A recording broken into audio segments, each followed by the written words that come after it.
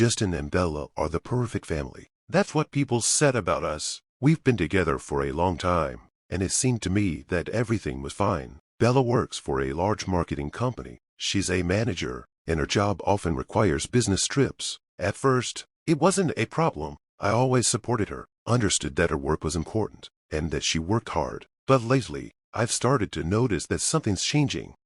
Every time she left, I waited for her calls, but they became shorter, as if she didn't really want to talk. Her messages became more curt, as if she wasn't interested in how my day had gone. She was always busy. I understood, but I began to feel like she was pulling away.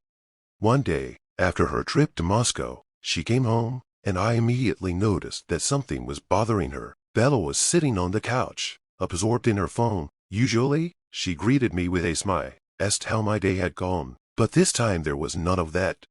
"Is everything okay?" I asked, sitting next to her. She nodded but responded with a distant look. "Yeah, just a bit tired," she said, but her voice didn't have that lightness I was used to. I didn't press her, but inside something twanged. I felt like there was a gap between us, even though everything had once felt so natural. I tried not to think about it, but doubts wouldn't leave me alone. Maybe it's just tiredness, or maybe something else. A couple of weeks passed, and I began to notice more and more how Bella was becoming increasingly distant. I tried not to think about it, focusing on my work, but her silence was too noticeable. We spent less and less time together, and when I tried to ask her what was going on, she always said the same thing: "Everything's fine, just a lot of work." But I felt that it wasn't quite true. One day, I came home earlier than usual and saw her talking on the phone. I didn't intervene, but her conversation seemed strange. Was laughing.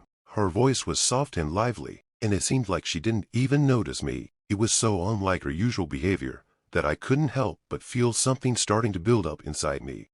When the conversation ended, I walked over to her and, trying to stay as calm as possible, asked, "Who was that?" She paused for a moment, then quickly replied, "Just a colleague. Everything's fine." I could see how her face changed, as if she was trying to hide something, but I didn't press her. Something inside me told me I shouldn't ask more right then, but the thoughts that Bella might be hiding something wouldn't let me rest. The next day, when she left for another business trip, I couldn't shake the feeling that something was pulling her somewhere, and it wasn't just work fatigue. Thoughts I didn't want to admit to myself started to surface again. What if this isn't a coincidence? What if there's someone else between us? A few days later, I could no longer ignore that vague anxiety that had been sitting in my mind for a long time. I knew that if I continued living with it, with the questions that wouldn't let me rest, I would lose my mind. Bella and I were no longer the people we once were. Something had changed, and I couldn't understand what exactly. She had become quiet, distant, and her looks and reactions had become colder. More and more often, I felt like she was hiding something. I didn't want to admit it, but that thought wouldn't leave me. I wasn't the kind of person who likes to spy on his wife or cross her personal boundaries. But at that moment, I had no other choice. I couldn't just sit there, pretending everything was fine while something was breaking inside. That evening, when she wasn't home and Bella was away on another business trip, I felt like I had to act. It was an impulse driven by desperation, and perhaps I felt that if I did nothing, I would never be able to sleep peacefully, knowing something was being hidden. I knew it was wrong, that if she found out, I would betray her trust. But at that moment, I saw no other way. I needed to know the truth. I approached her back, took her phone, and hesitated for a moment. Maybe I was on the edge. Maybe I was imagining everything, but the feeling that something was wrong was too strong. I opened her messages, and the first thing I noticed was one number she communicated with much more often than the others. It was someone I didn't know, a name I had never heard.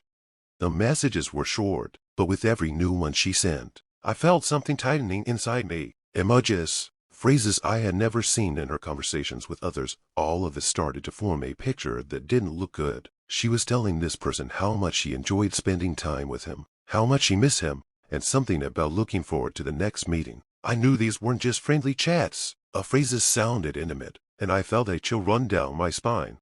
My gaze slid across the screen, and my heart started to race. I kept reading, and when I came across a message where Bella wrote that she couldn't wait to see this person again, everything fell into place. At that moment, I knew I had been deceived. I realized that Bella had cheated on me. Everything I knew about our marriage, Everything I had thought was true and unbreakable literally collapsed before me like a house of cards.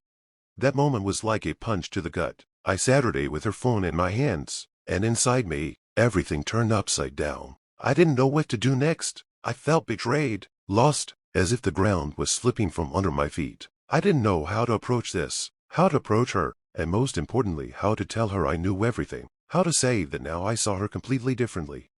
The feeling of betrayal was unbearable, but it was connected to something bigger than just pain. I was angry. I was devastated. I was confused. I had waited for so long, hoping that Bella would confess to me that something was wrong. I wanted her to come to me with the revelation, as someone who values what we had and didn't want to destroy it. But she didn't do that. She chose to hide her lie, and I was the one who found the truth.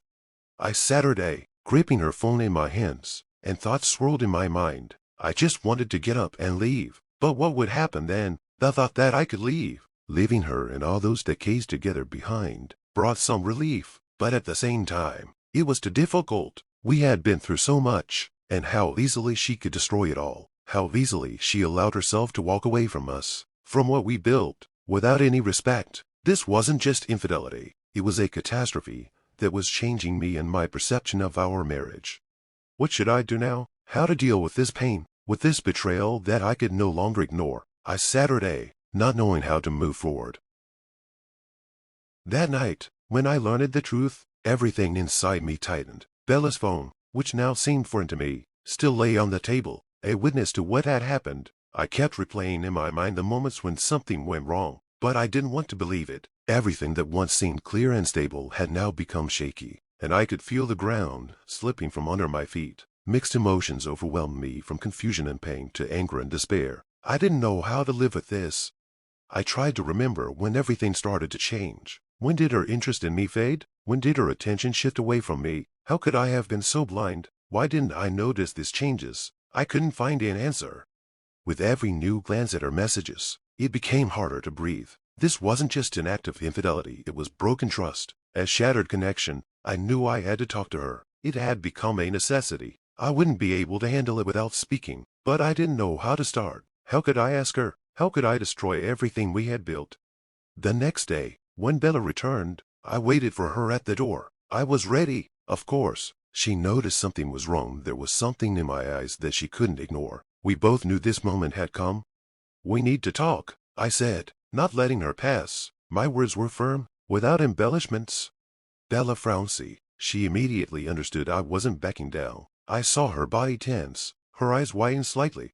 "What are you talking about?" Her voice quivered. She was clearly trying to hide her emotions, but that was enough for me to understand. She knew what I had found. "It's about what's happening between us. I found your messages with that guy. I know you've cheated on me." I said it, feeling how hatred pulled me down. They were heavy, like lead, but I couldn't take them back. She stepped back, her eyes filled with fear, and her hands instinctively rose, as if trying to protect herself from what I was about to say. "Justin, Her voice broke. She couldn't continue. It hurt to watch her, but I couldn't stop. "Do you want to explain something to me? Do you want to tell me it's not true? That you didn't betray me?" I was furious, but even more wounded. I wanted to scream, but instead, I said it calmly, almost with no strength. She covered her face with her hands, and I noticed how her shoulders shook with suppressed sobs. It was agonizing for me, but I couldn't allow myself to feel pity. "Why did you do this, Bella? Why didn't you come to me if something was wrong? Why didn't you talk to me? You chose to run away instead of dealing with the problems." I was losing control, and my anger sharpened with every moment of her silence. She slowly lowered her hands and sat her down on the couch, as if the weight of her body was too much to bear. I saw her gaze become vacant, as if words couldn't find their way out. I couldn't understand what was going on in her head, and it was driving me crazy. "I didn't want this, Justin." Finally, her voice broke through, but it was so quiet and full of pain that I felt doubt creeping in. "I don't know how this happened. It wasn't planned. I just couldn't stop. I was looking for in him what I couldn't find with you." Her words cut through me. I couldn't believe I was hearing this. The world we had built now seemed empty and meaningless. "What you were looking for, Bella, you could have found that with me. We could have talked. We could have found a solution. You left me instead of fighting for us." I spoke with rage, but there was hopelessness in my voice. "You betrayed me, and now you want to explain it as though everything can be justified. You just ran away." She couldn't meet my gaze. Tears were streaming down her face, but I felt nothing but emptiness. I thought if I stayed silent, if I kept hiding everything, it would somehow work itself out. But I was wrong. Her words were filled with regret, but that no longer changed anything. I felt everything inside me crumble. Each of her words was like a wound in my heart. I jumped up from my seat, unable to stay still any longer. "You thought silence would solve everything. You just left me in the dark. In this loneliness." My anger was growing, and I couldn't control it anymore. "Why didn't you talk to me? Why didn't you try to work things out? Why didn't you say you needed more? That you felt alone? We could have done something. We could have tried." Bella stood up and took a step toward me, but her gaze was distant. I saw her lips tremble, but her words could no longer comfort me. I didn't know what to do. I thought if I kept silent, it would somehow work itself out. But I was wrong. I didn't want to hurt you, Justin. Honestly, I didn't want this. Her voice grew weaker, but for me, it was already too late. "I don't believe you, Bella," I said, though I wasn't even sure I believed myself. I didn't know what to do with what I uttered. "You've destroyed everything, and now you want me to just forgive you. But how can I forgive something that can't be forgiven?" I stood before her, but I felt that between us, there was a chasm that could never be crossed. At that moment, I realized that our marriage was no longer what it used to be. I didn't know what would happen next, but I knew one thing. Everything we had built turned out to be an illusion. We could no longer go back to what we once had. I remained silent, sitting next to her, feeling that her presence no longer brought me the comfort it once did. We were close, but now there was too much silence between us, too many words that couldn't be said. Bella Saturday across from me, her gaze clouded, and I could see how she was struggling to find the right words to explain herself, but they never came. I, too, was silent. There were too many words, but none of them could change what had already happened. "Justin," her voice cracked, and I saw her lips tremble. "I don't know how everything became like this. I don't know how I could have done this. I know you hate me, and I can't justify myself, but I want you to know that I never wanted to betray you." I looked at her, but I no longer saw the Bella I once knew. I saw a woman who had lost herself in some other world, a world where I no longer existed. "Do you think words can fix everything?" My voice was steady, but inside, I felt everything stirring. "We can't go back to the past, Bella. You've destroyed everything, and now, when you want to fix it, it's already too late." She closed her eyes, and it seemed like all her pain was evident in her posture, in how she tried to hide her tears. I didn't know what she wanted from me: forgiveness, justification, or just words to make her feel lighter. "I can't do anything to change this, can I asked, and the answer was already clear. Bella slowly shook her head, her face already full of fear and regret. We sat in silence, and I was terrified by this quiet. We no longer knew how to be with each other, and the worst part was, I didn't know what to do next. Emotions were raging inside me. I felt anger, but also regret that we had come to this point. "Do you want me to stay?" she asked unexpectedly, but I immediately realized that her words were full of hope, even though I could no longer allow myself to believe in such a possibility. I stood up and walked to the window, staring into the darkness that covered our house, our life. It was cold, but it was nothing compared to what I felt inside. My thoughts were tangled. I didn't know if I could forgive her, or if any of this was even possible to fix. And if we did continue, could I ever believe in her again? "I don't know, Bella," I finally replied, and my words were the truth. "I don't know what to do. I don't know if I can be with you again, if there's this emptiness in my soul." Bella looked at me, her eyes red from crying, but there was no longer any resistance in her expression. She understood, just as I did, that there was no force capable of returning what had been broken. The silence between us became so heavy that it could almost be felt physically. In that moment, when everything seemed lost beyond repair, I realized she had crossed a line, and no matter how much she regretted it now, the consequences could not be undone. "I don't want to lose you," she whispered, her voice barely audible, as if each word was a struggle. She spoke as if saying anything louder or more openly might shatter her even more. "I don't want to lose us." I turned away from the window and looked at her. The pain in her eyes was undeniable, and there was something painfully familiar about it. But at the same time, I saw something else: the emptiness, coldness, something she was trying to hide. It was as if she no longer understood who she was, let alone what she wanted from me. All I felt was the weight of my own pain, the ache of betrayal, and as much as a part of me wanted to feel pity, as much as I wanted to console her, I couldn't. I was consumed by my own turmoil. "We've lost something, Bella," I said quietly, my voice heavy with the weight of everything that had happened. I didn't know what else to say, but this was all I could express of the bitterness I felt. "Maybe we haven't lost everything, but we've lost what we had, and I'm not sure I can go back to that." She reached out as if to take my hand, but without thinking, I stepped back. I wasn't ready. My body instinctively recoiled from her touch. I saw something flicker in her eyes, maybe shock, maybe understanding, but she didn't press further. She didn't try to pull me closer, and I realized she understood, which wouldn't be able to fix things now. "I never wanted to hurt you, Justin," she said, her voice trembling, betraying the control she was desperately trying to maintain. "I made terrible mistakes, and I wish I could go back and fix everything, but I can't. I don't know how we're supposed to move forward after all this."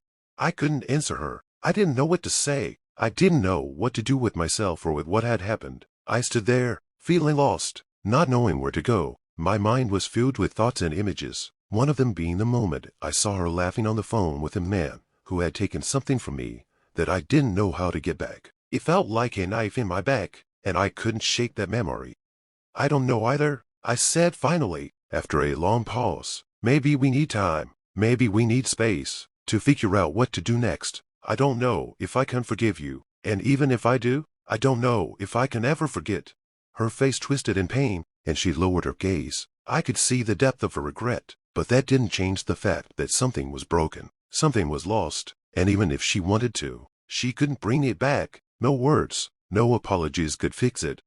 For the next few days, we barely spoke. We continued to live in the same house, but it was as if we were strangers. The silence became suffocating, like a heavy curtain between us. I couldn't escape the thoughts that kept replaying in my mind. Could I ever trust her again? Would I ever be able to feel the way I once did?